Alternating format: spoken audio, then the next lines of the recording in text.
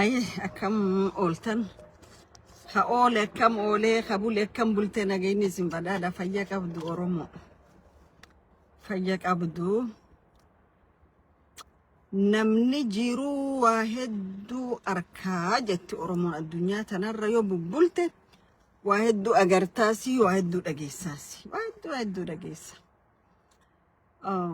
جبابو متي ونمان رادو بتانو أما لفافي لفيتي يجودا لفافي لفي ردبتشون إنيما إفيتي إنيما إفي فالمتشودا وان ددمو جيرو هدودا أجر بيا خنا بيا تينيا تنا خيستي مال جان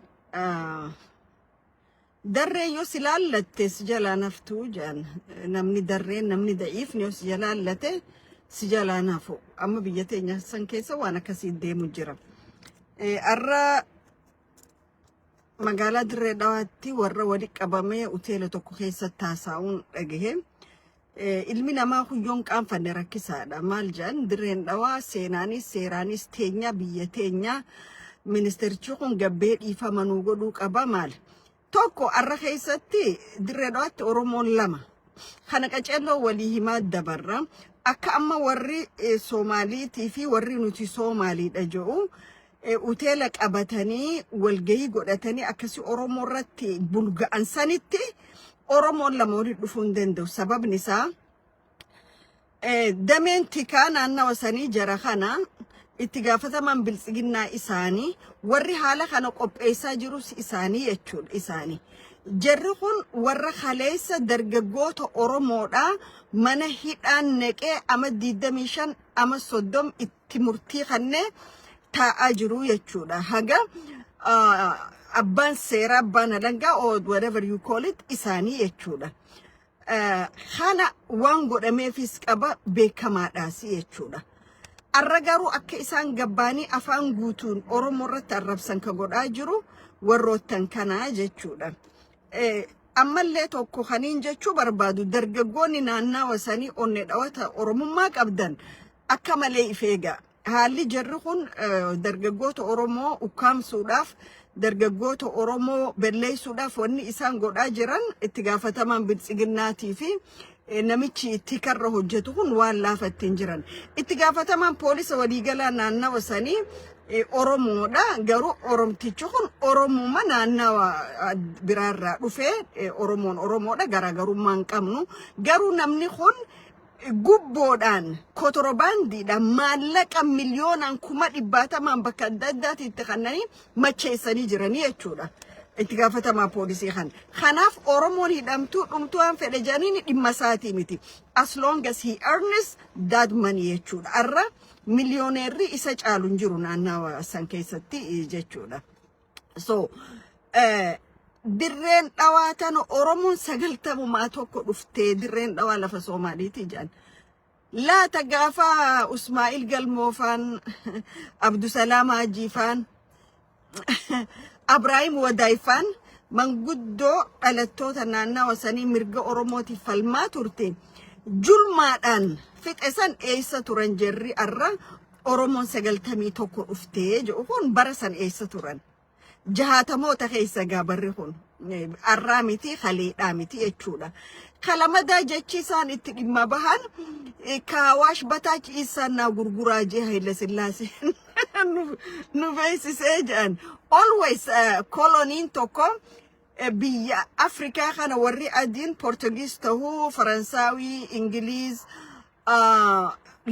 cufti isaanii gaafa ummata tokko gabroonfatan maal godhan minority ol baasanii majority silent godhanii jechuudha maaliif majoritiin tun yoo waa haafte biyya san har tokko sheeppi godhuu dandeessi so minority tana sossobanii minority tanaan ukkaamsanii jechuudha akkasi somba san dura darbaniiti Kaawaash bataachi isaan naa gurguraa je inni nu ragaanuu bahee jedhan nuti immoo oromoon magaaluma Jabuutiitu Minilikiitu bara 100 isinii mallatteessee 90 years isinii mallatteessee Jabuutiinu teessanii miti Jabuutiiti jennaan jechuudha okay amma dhugatti oromoon ila hangam mahammeenya ummata kanaan dubbanne silently dhaggeeffachaa jiran jechuudha.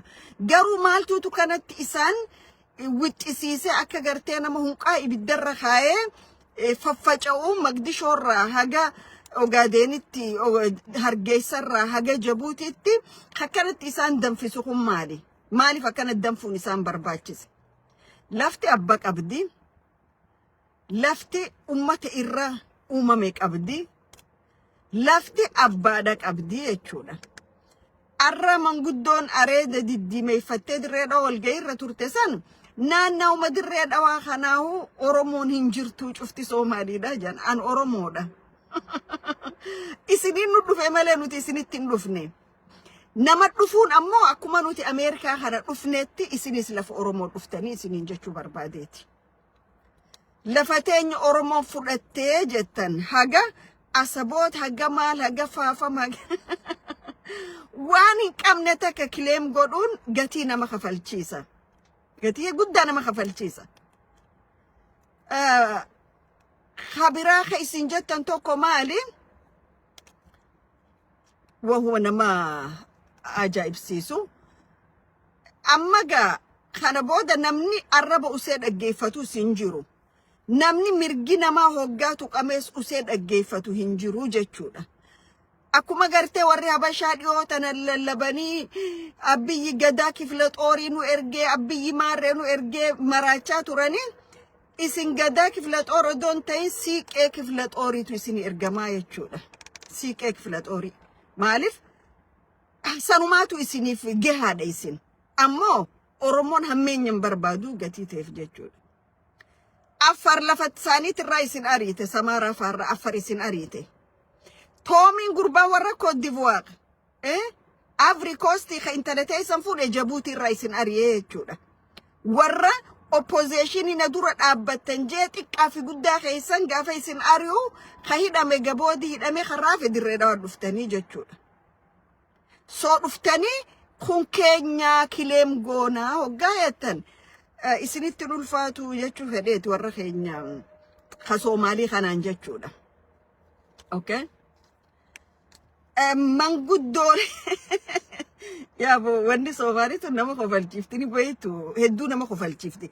Garuu Oromiyaan yoo abbaa bulchu qabde qabaatte yoo dirreen dhawaatuun yoo nama lubbuu qabu qabaatte dirree dhawaa keessatti dhiiga namaa gannequuf deemu tokko ugaasa Soomaalii namicha jedhamu ugaasa Isaa ka jedhamu lamada namicha tikaa ka ijoollee Oromoo jala deemee tokko maqaa isaanii liisti godhachuu jiru sadaffaa namicha itti gaafatama biltsiginnaati jechuudha. Walga'ii sanirratti ka jedhame Oromoon quban qabdu malee dirreen dhawaa ka bulaanii jirtu kililii 5 naannawa Ogaadenii jedhan. Political naivimmaa isaanii. Naannawummaan Ogaadenu tika Oromootiin bulaa jira jechuun barbaade jechuudha. So tanaaf warri keenya wal keessa qubannuun kun kan Isaa kun suuta yoo ittan gaariidha. Suuta jechuun namuutiifuu gaariidha. Keessa baatanii Finfinneen yookaan Addis Ababaan lafa Amaaraatii fi maali Guraageetii jettan. Ani waanni isini dhufuu taa'uu yaa wayli yaa Rabbi na baasii jechuuf teessaniin jira. Maaliif? Warri TPLF Oromoo irratti harka dhiqatee Oromoo tuffatee Oromoo maal godhe dhumarra gatii kafalanii jechuudha. Isinis dhumarratti akka gatiin kafalleen sodaadha. Silaa behave gootanii arraba keessan control gootanii Oromoonni hunjirtu 91 uumamtee ka jettan. Itti booyu teessanii maaliif arrabni keenya gaafas akkas je'ee jechuu teessan jechuudha. Oromoon waa laaleeti dhumarratti maal akka godhu ni beekaa jechuudha. Akkuma gaafa TPLF san. So silaa wal qusatee namni wal kabajaa silaa deeme bereedaadha. Oromoon ammoo abbootii gadaa Oromoo jedhama. Gaafa jarri kun xiqqaa guddaan isaanii ka'anii kana Oromoo arrabsanii xiqqeessanii insalti godhan Oromoon maaliif taa'ee ilaala maa dhaggeeffata? deebiin hin jiru. Nuti warra kana kitti beeynu akka dhalattoota naannawa saniitti reer guuraa yennaan reer guuraa warra godaanna yaa'u. Hoggaa roobni isaan bira hin jirre godaanna dhufan, hoggaa citaan isaan bira dhufne godaanna dhufanii jechuun reer guuraa. Gaafa dhufanii quubsifatan dafnee firraa gaggeessinaa jechuudha. Isaan quufa waan hin dandeenyeef. Seenaa wallaala isaanii kan agarsiisu lafti Oromoo haga dawwallee ta'uu isaanii. Haga dawwallee ta'uu isaanii gaafa isaan hin beekne hedduu na gaddisiisu jechuudha. Ka isaan qabatan maali? Ka Hawaash Bataach Hayila Sillaasee isaanna gurguraa jedhee Hayila Sillaasee tirraahu ka bulchaa ture Soomaaliidha. Itti lakki Soomaaliin tol bulchaan turre. Oromumaatu isin cafaqee isin bulchaa ture barasanis. Oromumaatu የሐረር ክፍለ ሀገር ኦጋዴን ቢጩፋን ጉቱም ማራርጌ ወዲ ጨፈቀ ከይስም ቡልቻ ቱረ ኦሮሞማ የቹ አይዲዮሎጂ ብራሃ ቀባቱ ማለ ወል ቡልቹን ደንደኛ ነመ ቡልቹን ደንደይሰን የቹ ደስም በኪ እስም ቡልቺ ተንጮፍቲ ቢደቀብዲ የቹ ኢሲ ወራ በረጃሃተም ከይሰ ቢሊሶሜ በረ ሰገልተም ከይሰ ቢየዲጌ አከም ነመ ቡልቹ ደንደይሰረ ሶ ቡልቹን ደንደይሰን isin funyaanuma isin qabanii oo isin bulchamanii dimokiraasiin beeytan walqixxummaan beeytan kabajaan beeytan jaalalan beeytanii jechuudha. Tanaaf yoo suuteettan gaariidha.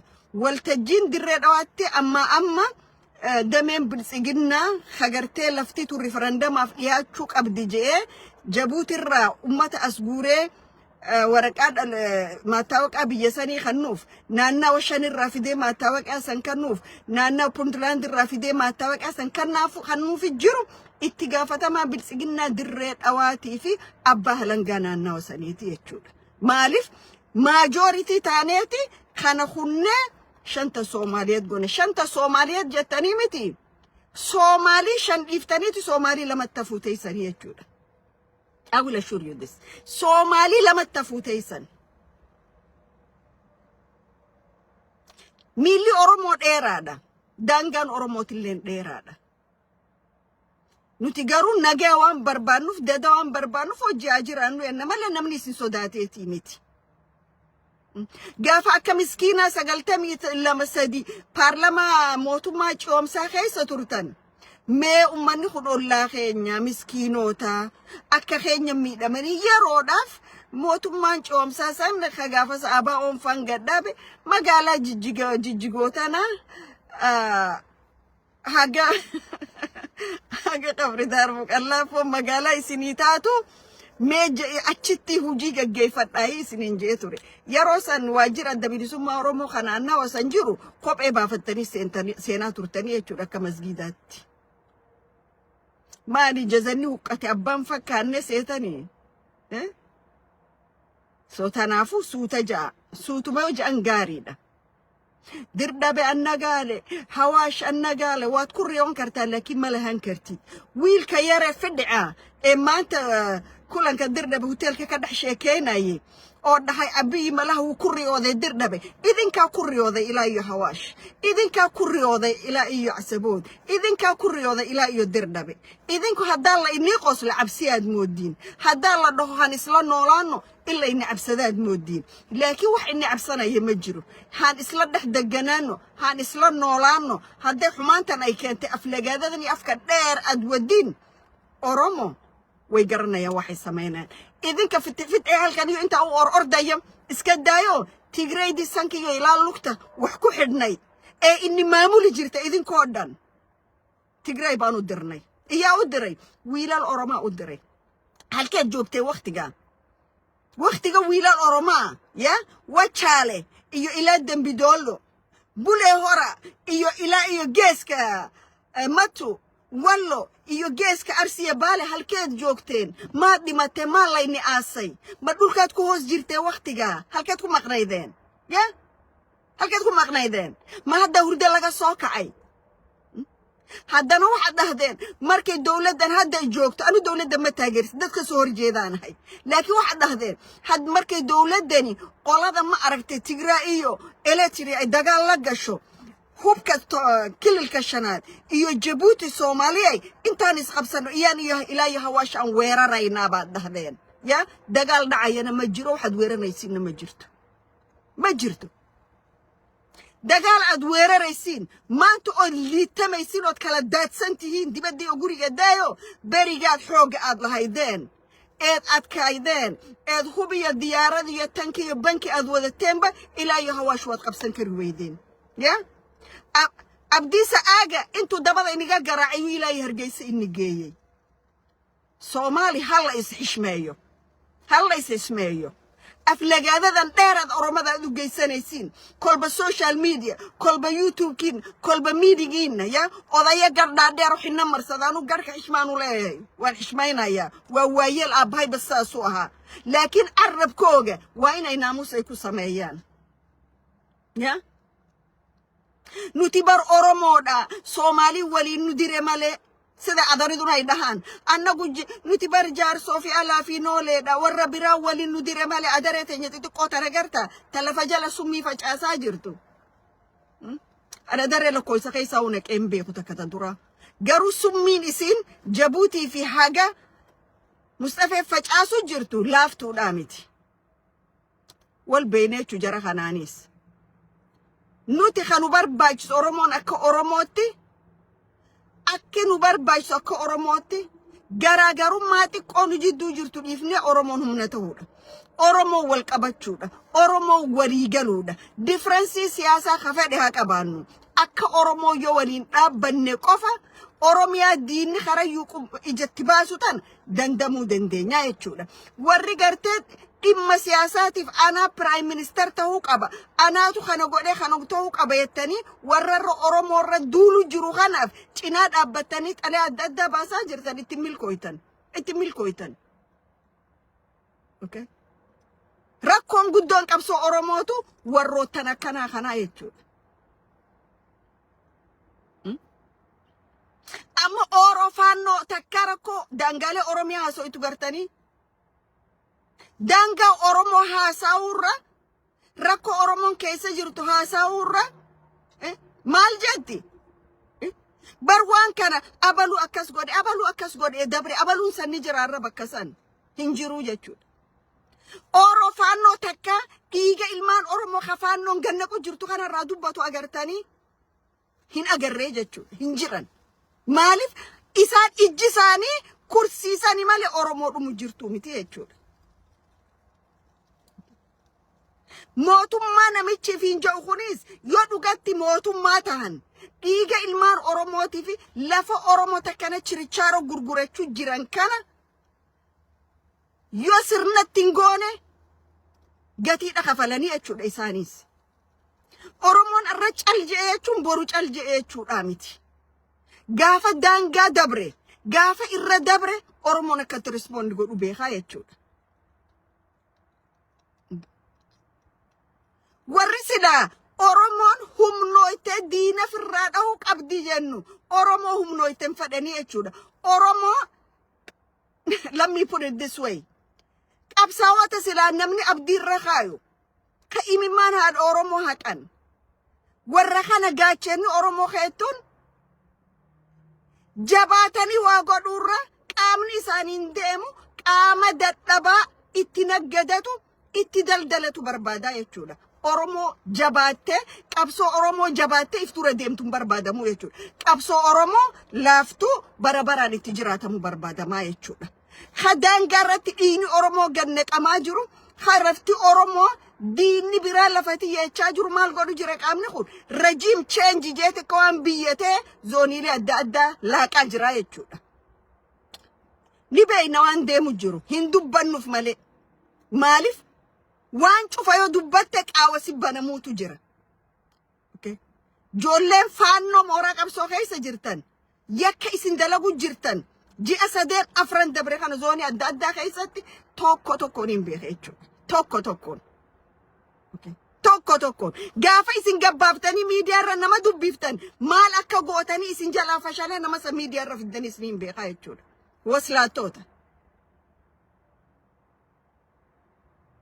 خناف أورومون أكو مولي غلاتي Oromiyaa dandamuuf Oromoo dandamuuf qabsoo Oromoo milkeessuudhaaf at least yoo qabsoo milkooytee galma ga'ullee dadhabde dhiiga Oromoo dandamuudhaaf lubbuu Oromoo takkana bakkayyuu harcaatu naggaadeedhaan haa ta'u warra biraatiin haa ta'u lubbuun Oromoo karaa malee bahuun irra hin jiraatu lafti Oromoodha weerartoota naannawa san jiraatu weeraramuun qabdu. This is very simple message. Okay? Garu warra biraaf gammachiisuuf jedhanii faannoo fa namni kami faannoo gammachiisuudhaaf dhumaati ilmaan Oromoo ka isiin fixxee kana maqaa dha'uu dadhabaa because mooraa qabsoo keessa faannoon guutuudha. Faannoo fixee faannoota miitu gabbeessii dubbataa jechuudha tun dubbattuun. Waa takka wanni nama gootan hin jiru kumaan amma dura jee. Dhiigni Oromoo lubbuun Oromoo nama gubti. Abbootii Oromoo keessa waggaa tarree dhaabanii rashanan nama guba. Dargaggoota Oromoo heegere saba kanaaf waa godhu gaafa faannoon akkasii fixu nama guba. Garuu isin naggada siyaasaa godhattanii jechuudha. Yoo kana godhan malee Oromoon ka'ee qabsoo jaran hiriiru. Faannoodhaa wajjin kana gochaa faannoon goote kana deeggaruuf Oromoon ka'ee qabsoo hiriira. So ati farra qabsooti jechuudha qabsaa odoo hin ta'in maal fidda? Dhugaa lafarra jirutu kana jechuudha. Ammallee waan godhu jirtan naannoo gariitti regime change yookaan maal change isinitti godhu jirtan yoo hin dhaabne anaatu gabbee isin saaxilaa jechuudha. Waslaattoota.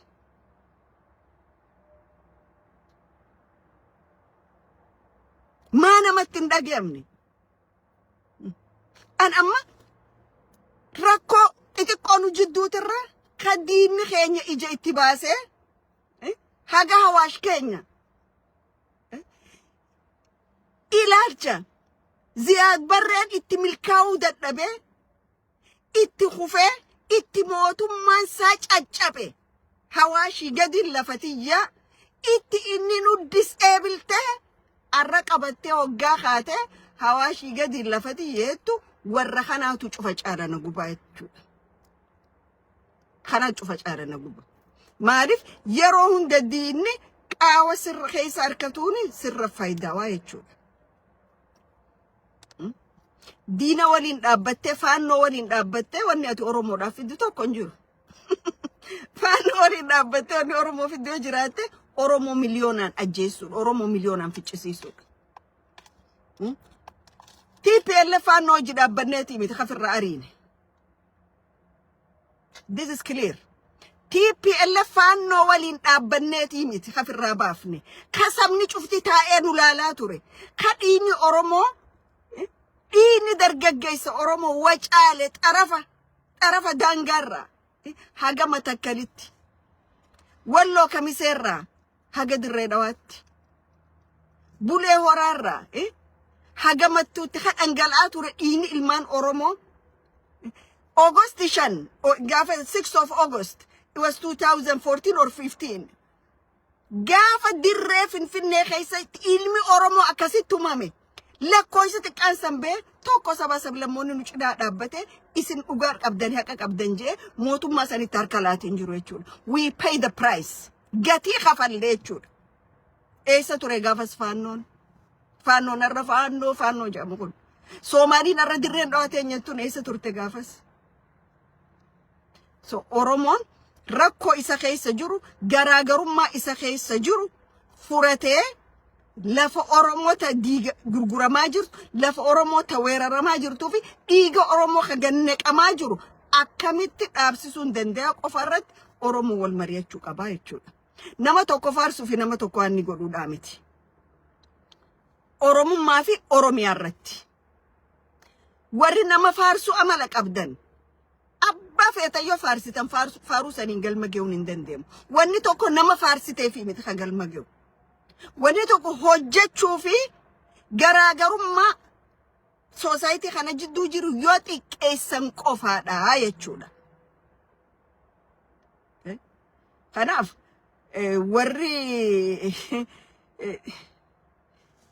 warri Dirreen Dhawaatee nyaatee dameen tikaatiif itti gaafataman biltsiginnaa Dirreen Dhawaatti uteela kireessitanii fi koottaati Oromoorra bulga'a jettaniin deebiin isinumaaf kannamti don't worry. Oromoon hin jarjaru gatii ta'eef. Gaafas ammoo lakkii gaafas afaaniin namu cucaateetiin jee malee Oromoodhaan je'in.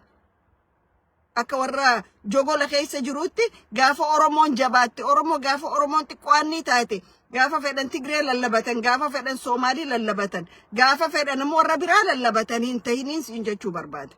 Guyyaan kun ni dabra guyyaan biraa ni dhufa. Oromoonis humna ta'ee ni ka'a. Maaliif roorroo firra dhiisuuf hin taa'uliidha. Fayyaa ta'a bakka jirtanii jabaadha. Oromummaan kabajaadha. Nama biyya qabu kabajaa qaba. Biitii fi ammoo lafee duydaati. Ilmi namaa lafee duydaa malee deemuu hin danda'u.